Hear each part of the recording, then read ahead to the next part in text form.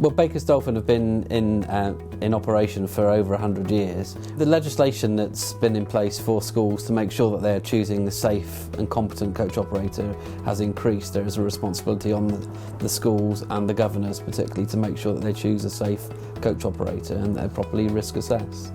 Well, at Baker's Dolphin, they ensure that the vehicle has to be mechanically safe. So seat belts are working properly, tyres are in good condition, brakes are in good condition, and they're checked before that vehicle is allowed to get out on the road on every single occasion.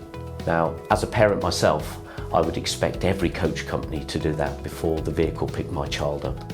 An operator has a legal requirement to have their vehicles inspected every 6 weeks. Here at Baker's Dolphin, that's done on a 4-weekly basis to make sure that those vehicles are up to scratch, they're mechanically sound and fit for the road. Baker's Dolphin have invested a lot in technology.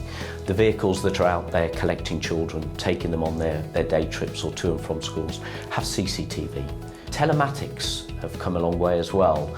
The vehicles are monitored so far as their speed. It tells us how hot the engine is. It tells us where the vehicle is. It tells us if a door's open. They're also monitored how well they're driven. And drivers are assessed based on how smoothly they're driving. Baker's Dolphin are a member of the Guild of British Coach Operators. Now, there are only about 30 operators throughout Great Britain as members of the Guild.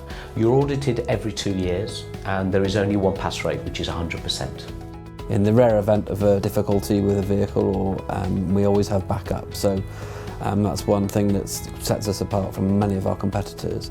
For our school transport, the two most important things for me are safety and reliability, and Baker's Dolphin have delivered on both of those things for us. They're very high quality, their coaches are exceptionally clean, their drivers are very friendly, and we know we can rely on them to get our children to where they need to go on time.